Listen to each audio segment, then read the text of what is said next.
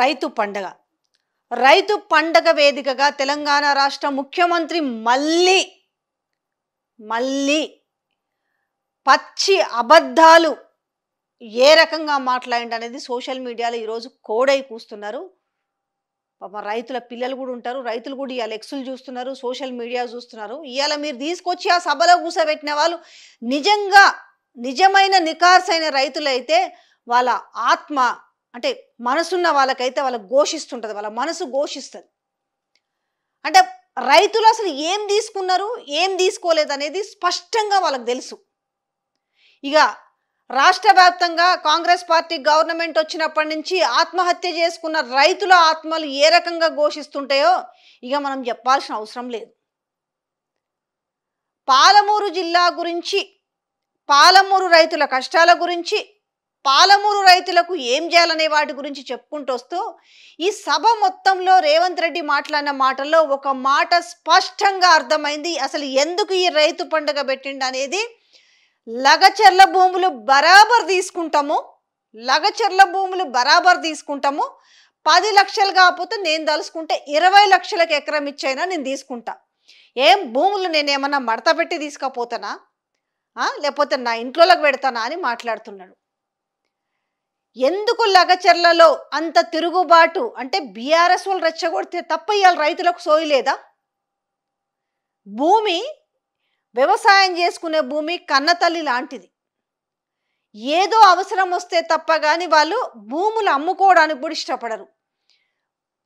దేనికి రెండు విషయాలు అమ్ముకుంటారు. ఒకటి ఇంట్లో ఆడపిల్లల పెళ్లిల కన్నా, లేదు చదువుల కోసమన్నా అమ్ముకుంటుండ్రి.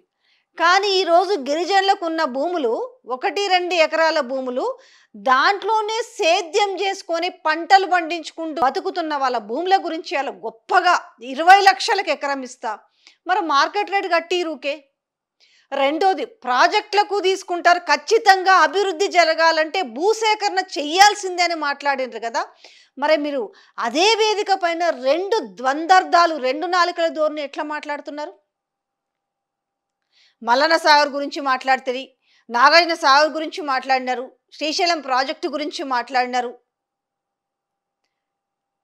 సాగునీటి ప్రాజెక్టుల కోసము ఏదైనా ఒకటి, ఏ ప్రభుత్వాలైనా సాగునీటి ప్రాజెక్టులు తీసుకుంటారా, పారిశ్రామిక వాడలకు భూములు తీసుకుంటారా, ఇంకా దేనికైనా తీసుకోండి. కానీ ప్రజలకు ఆశ పెట్టుడు కాదు, ప్రజలని భాగస్వాములు చేయండి. భూములు తీసుకుంటున్న వాళ్ళని నోటి మాటతోటి ఊకదంపుడు ఉపన్యాసాలు కాదు రైతులకు కావాల్సింది. బాండ్ పేపర్ మీద రాసియండి. అంటే బాండ్ పేపర్ కూడా రేపు వెళ్తలేవు. ఎందుకంటే మీరు గెలిచేటప్పుడు ఏ చోట ఏ ఎమ్మెల్యేలు ఏ ఎంపీలు ఎన్ని బాండ్ పేపర్లు రాసిరు, ఎంత పెద్ద ఎన్ని బస్తల మూటాలు అయితే కూడా తెలియదు. అది కాదు జెన్యూన్గా. ఇప్పుడు అంటున్నారు భూములు ఇచ్చే వాళ్ళకి ఇంటికో ఉద్యోగం. వాళ్ళు ఆల్రెడీ ఆ భూములు చేసుకొని బతుకుతున్నారు. వాళ్ళకి ఇంటికో ఉద్యోగం ఏంది? భూములు ఇచ్చి మరి వాళ్ళు ఇంటికో ఉద్యోగం అని అంటే ఇది ఇంత పిల్లలు ఉన్నారు. ఇప్పుడు చూసినాం, కొంచెం పెద్దగా ఉన్న వాళ్ళు అయితేనేమో ఆల్రెడీ తండాలు చూసినాం, 5 తండాలలో చూసినాం కదా. ఇంత పిల్లలు ఉన్నారు. నువ్వు పారిశ్రామిక వాడ కడితే ఇప్పుడు ఉద్యోగాలు ఎవరికి ఇస్తారు? మీరు ఏ రకంగా ఉద్యోగాలు ఇస్తారు?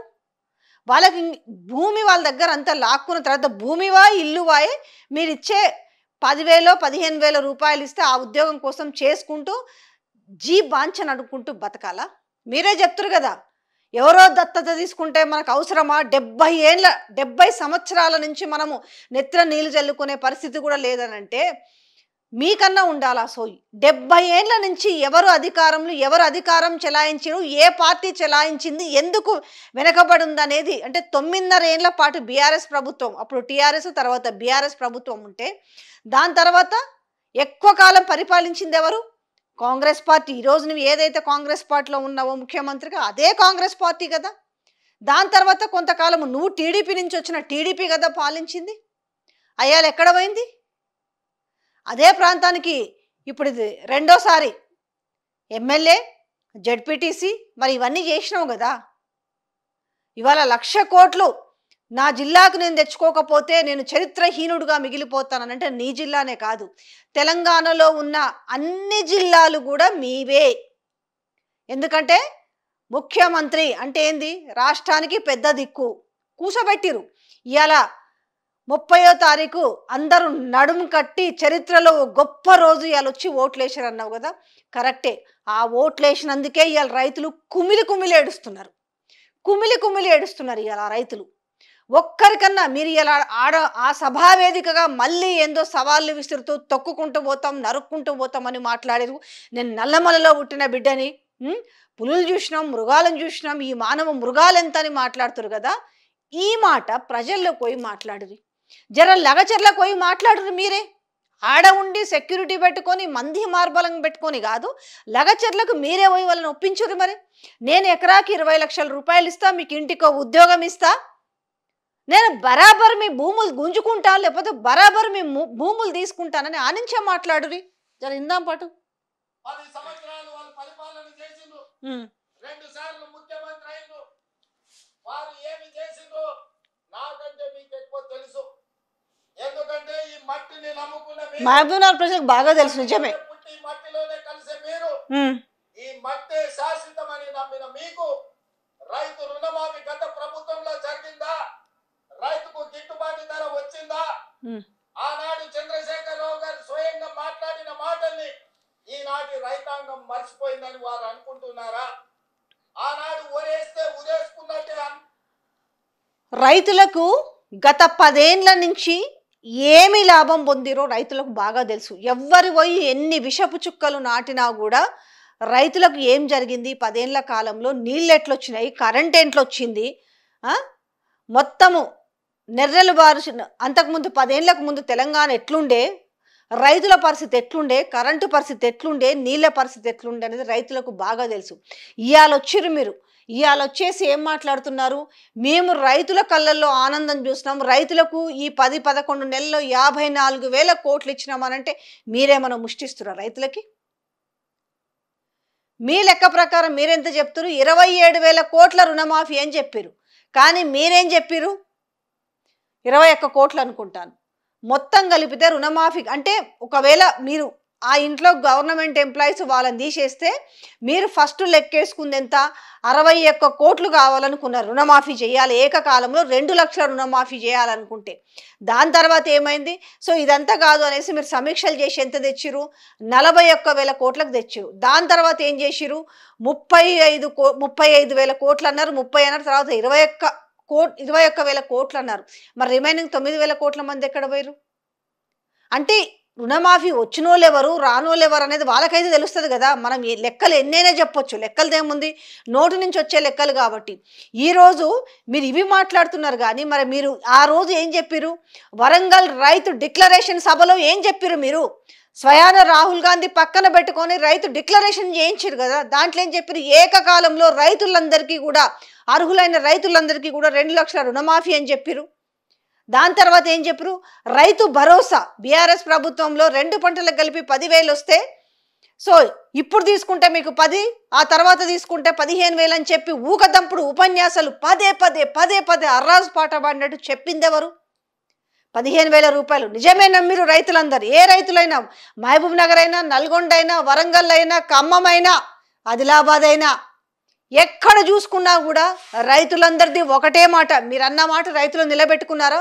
కౌలు రైతులను గుర్తించలేదు బీఆర్ఎస్ ప్రభుత్వం అన్నారు. మీరు గుర్తించిరా?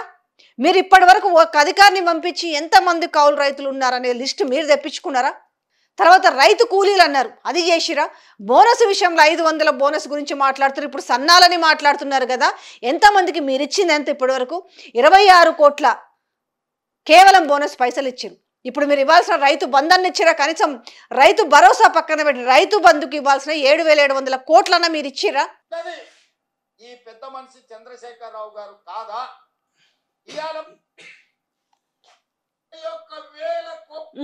ఇంకొక మాట, ఏది పెట్టినా కూడా కేసీఆర్ కేటీఆర్ నామజపం లేకపోతే, నామస్మరణ లేకపోతే మీకాడ మాటలే రావు. ఎందుకు ఆ మాట చెప్పుకోవాల్సిన సబ్జెక్ట్ ఉన్న వాళ్ళు మనం ఏదైనా పని చేస్తే, ఇప్పుడు బాగా చదువుకున్నాడు ఎక్కడ దిక్కులు చూడకుండా ఎవడి మీద వాడు సాకులు చెప్పకుండా వాడు పరీక్ష వాడు రాసుకుంటాడు. కానీ ఏం రానోడు ఏం చేస్తాడు? ఎవరైనా షెట్టీలు ఇస్తాడేమో, లేకపోతే ఎవరైనా చూపిస్తాడేమో పేపరు, లేకపోతే నేను చదివినా కానీ నేను చదువుకున్న క్వశ్చన్స్ మాత్రం అందులో రాలేదు, ఇట్లాంటి సాకులు చెప్పినట్టుగా చెయ్యలేక, ఇచ్చిన హామీలు చేయలేక మీరు ఆ సభావేదికగా ఏం చెప్పదలుచుకున్నారు? రైతు పండగే. ఆ రైతు పండగకు సంబంధించిన మీరు రైతుకి 4 మంచి మాటలు ఏం చెప్పారు? ఒక 4 మంచి, ఈ పంటలు కాదు ఈ పంటలు వేసుకోండి అని ఏం చెప్పారు? ఎంతసేపు ఎగిసిపడి మాట్లాడము, ప్రజలను రెచ్చగొట్టాలనుకోవడము, ప్రజలు నిజాలు తెలుసుకొని తిరగబడితేనేమో అది బీఆర్ఎస్ పైన నెట్టడం, అది ఒక ఆనవాయితీగా మారిపోయింది. కానీ ప్రజలు చాలా తెలివి కల్లోలేరు. నిజమే, ఈ దినము నాడు ఓట్లేసిరు వాళ్ళు. ఎంత? 1.8% మంది మీ మాటలు నమ్మడం వల్ల నిజంగా ఏదో చేస్తారన్న ఆశపడి నిజంగానే ఏకకాలంలో అందరికీ 2 లక్షల రుణమాఫీ అవుతుంది అనుకున్నారు. అలాగే రైతు భరోసా 15,000 వస్తుంది అనుకున్నారు. అందరికీ బోనస్ 500 రూపాయలు వస్తుంది అనుకున్నారు. కౌలు రైతులు మీకు ఓటేసిరు, రైతు కూలీలు కూడా ఓటేసిరు. కానీ ఈరోజు మీరు చేసిన మోసాన్ని వాళ్ళు లోపల దిగమింగుకుంటున్నారు. అది మళ్ళీ మీకు ఎట్లా రిఫ్లెక్ట్ అవుతుందో మీరే చూస్తారు. ఈ సంవత్సరం నువ్వు రైతు రుణమాఫీ చేసినుంటే ఈ 8,500 కోట్లు మిత్తి కాదు, రైతుల అసలు అప్పుకు సరిపోతుండే. మీరు 5 ఏళ్ల మొదటి సంవత్సరంలోనే రైతు రుణమాఫీ చెయ్యనందుకు ఇవాళ మీరు ఇచ్చిందంత మిత్తికే పోయింది. అందుకే నేను ఆలోచన చేసిన, మా పట్టి గారి సలహా తీసుకున్నా. ఇవాళ నేను ఈ వేదిక మీద నుంచి సగర్వంగా తెలంగాణ రైతాంగానికి గొప్పగా నేను చెప్పదలుచుకున్నా. 29 రాష్ట్రాలలో ఉన్న ముఖ్యమంత్రులను కానీ ప్రధానమంత్రి నరేంద్ర మోడీని కల్వకుంట్ల చంద్రశేఖరరావు సవాలు విసురుతున్నా. ఈ దేశంలో స్వతంత్రం వచ్చినప్పటి నుంచి ఏ రాష్ట్రమైనా 10 నెలల్లో 25 రోజుల్లో 22,22,062 రైతు కుటుంబాలకు 17,869 కోట్ల రూపాయల రుణమాఫీ చేసిన చరిత్ర ఈ దేశం. 17,000 పైచిలకు మీరు రుణమాఫీ అన్నారు. ఇక్కడ మీరే కదా మాట్లాడింది. ఏం చెప్పారు మీరు? నేను ఇంక 21,000 కోట్ల 21,000 కోట్ల కాదు, స్వయాన ముఖ్యమంత్రి చెప్పిండు కదా 17,000 కోట్ల పైచిలకు మీరు రుణమాఫీ. మీరు చెప్పింది ఎంత? 30,000 కోట్ల రుణమాఫీ చేసినామని చెప్తున్నారు. ఈ రోజు మీరు ఇదే రైతు వేదికగా మీ ఇలాకాలో ఉన్న మీ సొంత గడ్డ పైన, మీ నడిగడ్డ పైన మీరు పచ్చి అబద్ధాలు చెప్తుంటే రైతులు చూస్తలేరా? ఇంకా ఏ రకంగా రైతులు నమ్ముతారు? ఇంకొకటి, కొడంగల్కి లిఫ్ట్ ఇరిగేషన్ ప్రాజెక్ట్ విషయంలో కూడా మాట్లాడుతున్నారు కదా. వస్తుంటే అయ్యా కొడుకులు కాళ్ళల్లో కట్టె పెడుతురని వాళ్ళు కాదు, మేమే మాట్లాడినాం. ఇదే సుంకిశాల ఎందుకు మీరు టెండర్స్ పారదర్శకంగా చేస్తలేరు? టెండర్లు విలువకుండా ఎందుకు చేసిరు? ప్రతిష్టాత్మకమైన ఎల్ఎన్టీ లాంటి కంపెనీలకు ఇవ్వకుండా మీ పక్కన ఉన్న మీ మంత్రికి మీరు రాఘవ కన్స్ట్రక్షన్ కంపెనీకి లిఫ్ట్ ఇరిగేషన్ ప్రాజెక్ట్ ఇస్తారు. అలాగే మీరు బీఆర్ఎస్ ప్రభుత్వంలో చాలా అవకతవకలు జరిగినాయని ఇదే మెగాకు సంబంధించిన సంస్థ గురించి మాట్లాడినోళ్ళు, కమిషన్ల గురించి మాట్లాడినోళ్ళు ఇవాళ మీరు వాళ్ళకి గులాంగిరి చేస్తున్న విధానాన్ని తప్పుపట్టినాం. ఎందుకు వాళ్ళని బ్లాక్ లిస్ట్లో పెట్టలేకుండా వాళ్ళకి ఎందుకు వాళ్ళు ఆ ప్రాజెక్ట్ అప్పజెప్పిరు అనేసి మాట్లాడినాం. మా దాంట్లో కావాలంటే వీడియోలు ఉన్నాయి, చూసుకోరు ఒకసారి. మెగా సంస్థని మీరు ఈస్ట్ ఇండియా కంపెనీతో కంపేర్ చేసి మాట్లాడినరు. ఆ రోజంతా ఎటకారంగా మాట్లాడి, ఆ రోజంతా సవాళ్ళు విసిరి, ఆ రోజంతా తొడలు కొట్టి, ఈ రోజు ఎందుకు మీకు మెగాకు గులాం గురి చేస్తారని మాట్లాడినాం. సుంకిశాల విషయంలో బ్లాక్ లిస్ట్లో పెట్టాలి అనేసి మీ దగ్గర ఉన్న మీ ఎమ్మెల్యేకి సంబంధించిన పత్రికలో, వెలుగు పత్రికలో బ్లాక్ లిస్ట్లో పెట్టాలని చెప్పేసి అధికారులు చెప్పినప్పటికి కూడా బాజాప్తా అధికారుల నిర్లక్ష్యం వల్ల జరిగింది, మెగా అధికారుల నిర్లక్ష్యం వల్ల అని చెప్పినప్పటికి కూడా మీరు బ్లాక్ లిస్ట్లో పెట్టకుండా ఈ అంశం మీరు ఎందుకు మాట్లాడతలేరు? అంటే జనాలకి ఈ అంశాలు తెలియవద్దా? మీరు కొడంగల్కు నీళ్ళు తెస్తుంటే, మీరు కొడంగల్కు లిఫ్ట్ ఇరిగేషన్ తెస్తుంటే, అంటే మీకు మీ జిల్లా మా జిల్లాకు నేనేం చేసుకున్నానంటే, మీరు ఒక్క జిల్లాకి ముఖ్యమంత్రి కాదు 10 జిల్లాలకు ముఖ్యమంత్రి తేండి, మంచి చేయండి. కానీ ఈరోజు మీరు బాజాప్తా ఈ రైతు పండుగలు చేసిన రైతు మీద మళ్ళీ గుండె మీద తన్నిండ్రియాల మీ భూములు బాజాప్తా గుంజుకుంటామని చెప్పారు.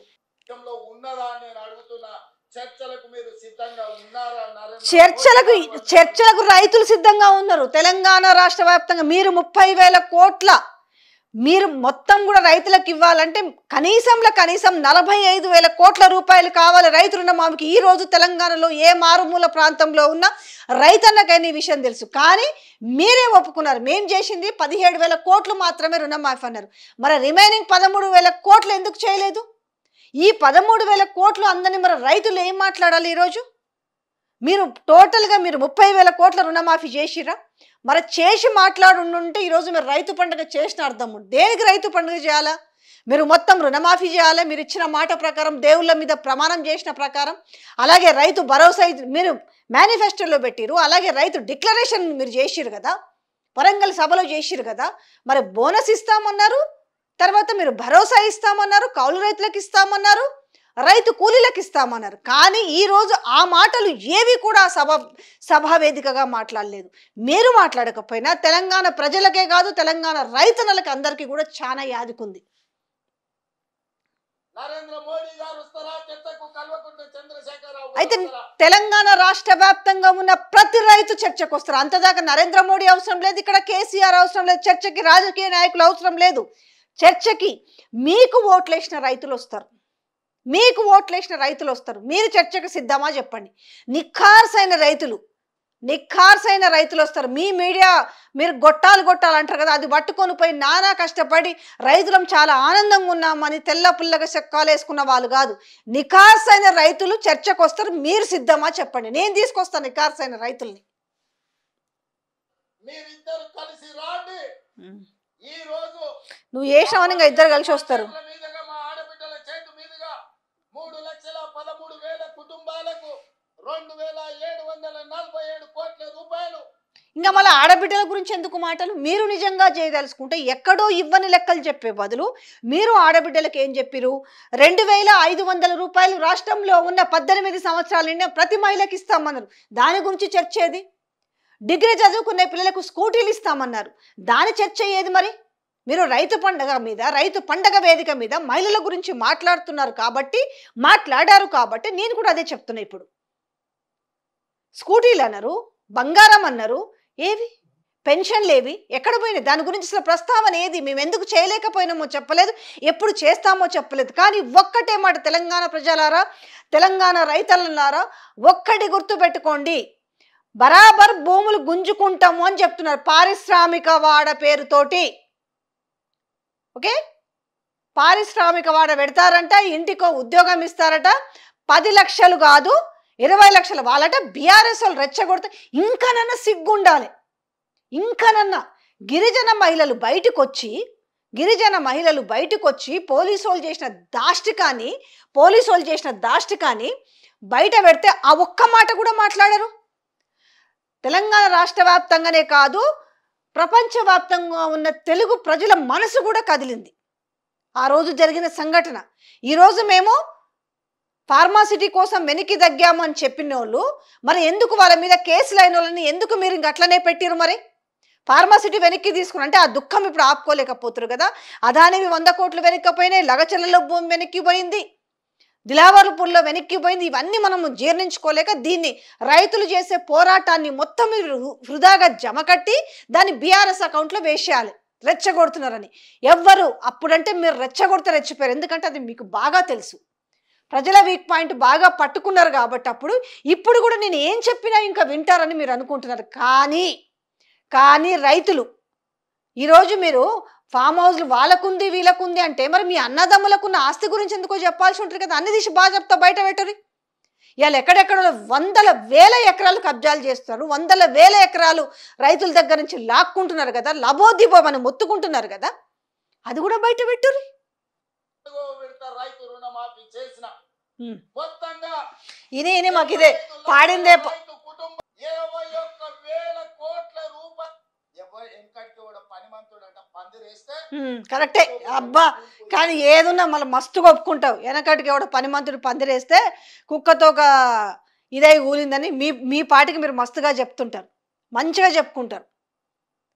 జనాలు చూస్తున్నారు. జర చెప్పేటప్పుడు ప్రతి మాటని ఆలోచించి చెప్పురి. ఇంకా రెచ్చగొట్టుడు మానేయండి. మీరే రెచ్చగొడుతున్నారు. గురుకులాల గురించి మాట్లాడితే రెచ్చగొట్టిరని మాట్లాడతారు. ఎలక పిల్లలంట ప్లేట్లో పెట్టాట ఫోటోలు తీసి సోషల్ మీడియాలో పెట్టిరంటారు. 2 మహిళా మంత్రులు అయితే ఏం చెప్తున్నారు? దీన్ని తీసుకుపోయి ఆర్ఎస్ ప్రవీణ్ కుమార్కి పాప నెత్తికి చుట్టే ప్రయత్నం. ఎందుకంటే గురుకులాల నుంచి ఆయన బాగుపరిచింది కదా, ఆయనకు బాగా వీక్ పాయింట్ తెలుసంట. వాళ్ళతో కుమ్మక్క వేసి ఇట్లా చేస్తురట. ఒక్కటా రెండా? ఇన్ని అబద్ధాలు ప్రజలు చూస్తున్నారు, గమనిస్తున్నారు. ఇది రైతు పండగ కాదు. రైతును దగా చేసినందుకు మిమ్మల్ని ఎర్రిపప్పలం చేసినాము, మిమ్మల్ని ఎర్రోలం చేసినాము అనేసి మీరు ఆ వేదికగా స్పష్టంగా చెప్పదలుచుకున్నారు. ఒక్కటే తెలంగాణ రైతన్నలారా, తెలంగాణ ప్రజలారా, ఏది ఏమైనా సరే నేను భూమి తీసుకునేదే బరాబర్ అనేసి ఆ వేదికగా 20 లక్షలు ఇచ్చి నేను భూమిని తీసుకుంటానని చెప్పిండు.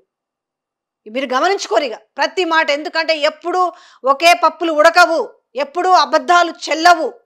నిజం నిప్పు లాంటిది, అదే ఇప్పుడు కాల్చుకుంటూ బయటకు వస్తుంది. తస్మాత్ జాగ్రత్త.